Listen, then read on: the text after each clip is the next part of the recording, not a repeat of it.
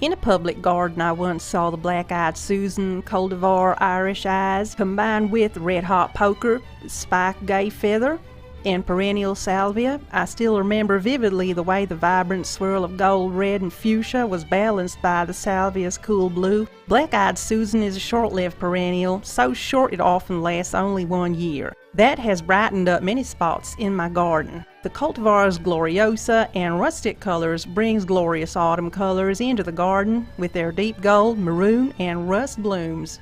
There is coleus for everyone. If you don't like the fresh yellows, oranges, and reds of many of the coleus, maybe you will be seduced by the deep maroon and rose selections. Chris Becker of Becker's Acres Nursery offers many cultivars, adding and subtracting every year. Every spring I feel like a kid in a candy shop and often buy more than I had planned. Fortunately, coleus are excellent container plants, and there is always room for another pot in the garden. When I was young, we planted marigolds every year. In science class, we placed the seeds into milk cartons to learn how tiny seeds became plants, and these magical plants became Mother's Day gifts. In the garden, marigolds were the only flowers we were allowed to plant ourselves. Marigolds are tough and are perfect for little hands to transplant. There is something about stepping back and seeing your row, albeit a bit uneven, that makes you proud. These memories have stayed in my heart for years. And although marigolds are common, they are very special to me.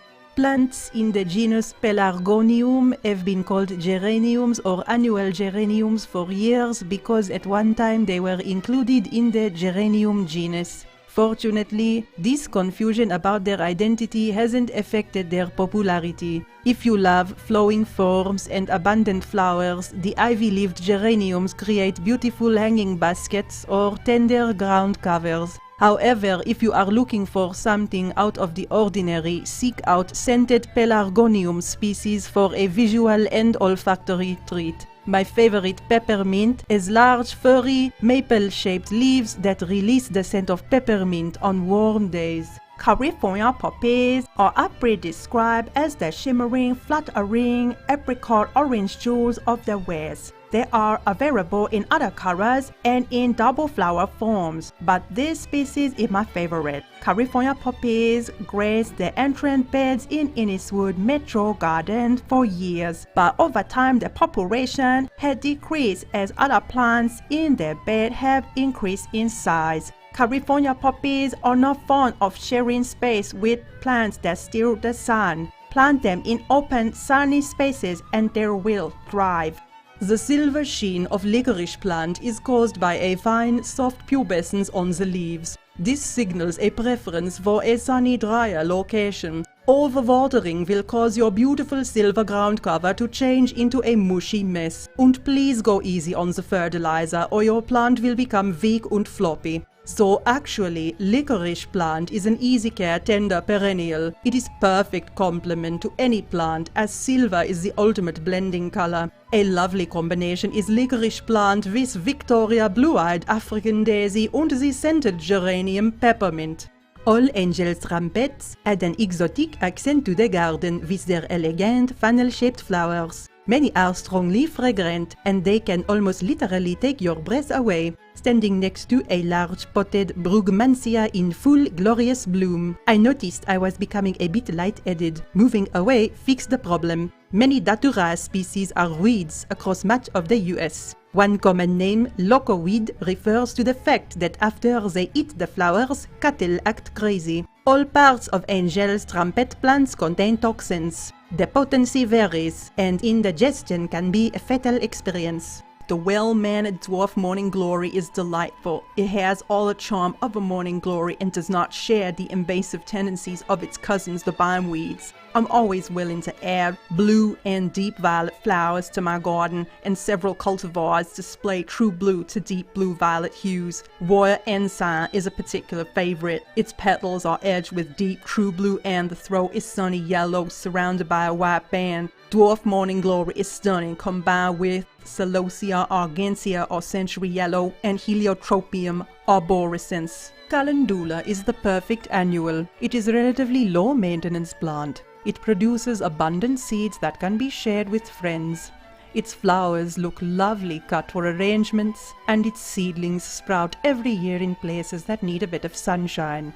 This plant is so useful, I can't imagine a garden without it. For butterflies, it produces a seemingly endless supply of nectar. For people, the petals add a piquant note to green salads. Herbalists have made many claims for its curative powers, and few side effects have been recorded. Canterbury bells, known for its deep blue bell-shaped flowers, do not fail to meet a gardener's expectations. The two different common names relate to two different flower forms. Canterbury bells as a single flower form, while cup and saucer plants do have a double form. The flowers have an heirloom look about them and are well suited to cottage gardens and perennial borders. Most of the cultivars are true biennials and remain in a vegetative state for their first year of life. A few cultivars have been chosen for their shorter seed-to-bloom time. I guess you could say that these biennials have been annualized. If you have nothing to do for an afternoon, consider sitting and watching Chilean glory flower grow. This is a bit of an exaggeration, but this plant does manage a notable 10 to 15 feet of growth in a season. Chilean glory flower is related to a major hummingbird attractor, trumpet creeper vine. I have not seen a specific reference to Chilean glory flower being used in hummingbird gardens, but its brightly colored tubular flowers look like hummingbird restaurant signs. I plan to test this theory next season. There are many selections of China aster, and they all seem to have one thing in common. The vivid and dense flowers cannot be ignored. One curious form that creates an interesting effect in the garden is the quilled petal, where each petal forms a tube. China aster is prized for its bountiful blooms, which develop all season provided you feed and water the plants adequately. I tend to relegate the taller forms to the cutting garden, but the smaller cultivars are charming at the front of the garden. Climbing snapdragons are charming additions to a bird garden. Hummingbirds are known to prefer hot, bright colors, but these blue and purple flowers are also enticing invitations to dine. These tender perennials will live for a long time in a container if they're brought into a cool room that has good indirect light. Do not allow the soil to freeze. The smaller Acerina purpussii is easier to overwinter. An option for overwintering the larger Acerina scandens is to start cuttings of the mature plant in late summer and overwinter those instead. I have recently joined the ranks of captivated dahlia growers. With their many forms, 20 according to the American Dahlia Society, and color options, it will be a while before I run out of dahlias to try. Their main time of show is late summer through fall, but this can be delayed if the summer is too hot and dry. Many dahlias have attractive foliage. A current favorite is the heirloom Bishop of Landa, which has maroon foliage and the richest red-orange single flowers I have ever seen. Silver is the ultimate blender. It enhances any color and tempers clashing hues. Dusty Miller has become one of the most popular silver plants, not only because of its color, but also because of its soft and lacy texture. Dusty Miller is also a valuable plant to use in crafts. The leaves, when dried or pressed, retain their soft, silvery appearance. They are welcome additions to potpourris and add a touch of elegance to homemade cards. Here in central Ohio, Dusty Miller is often combined with red-flowered plants to represent Ohio State's colors, scarlet and gray. Plants introduced from Australia have considerably widened our choices for containers and seasonal displays. Fan flowers, intriguing one-sided flowers, add interest to a hanging basket or to the front of the garden. The flower color is difficult to pin down. It lies somewhere between blue and purple, and the quality of light, sun, or shade can affect our perception of its color. It shines in combination with white-flowered plants, which echo the spot of white at the base of the fan flower's petals.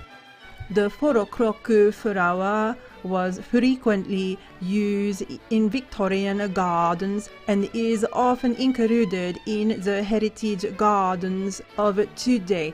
The name comes from the flower's habit of opening at approximately 4 in the afternoon and remaining open through the next day. This makes them a perfect candidate for inclusion in a floral croque. The floral cloques of today have motorized hands that sweep across the face of plants, but historical floral crocs used plants that open and close at certain time of the day. What a perfect way to keep in time and in step with nature.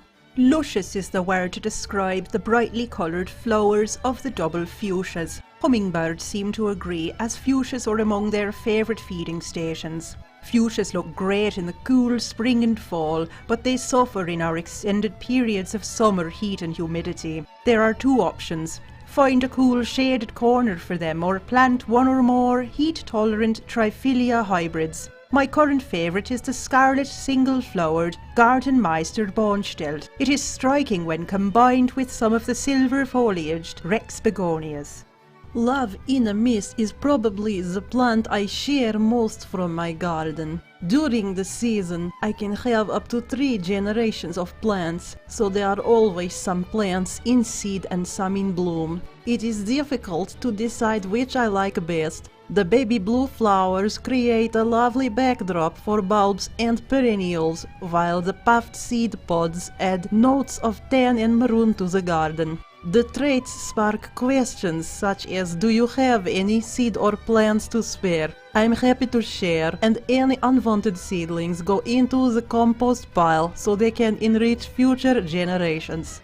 My first introduction to Globe Amaranth was at an Herb Society meeting. A member provided a gorgeous arrangement made from dried herbs and flowers for the refreshment table. These little flowers caught my eye. I inquired as to what they were, and I was told that they were easy to grow, almost like weeds. So Globe Amaranth not only graced my garden, the next season it also became one of my favourite flowers to grow to use. Strawberry Fields is aptly named, with its intense orange strawberry flowers. I've used it in the garden as a colour punctuation point and in a vase as part of an autumn arrangement.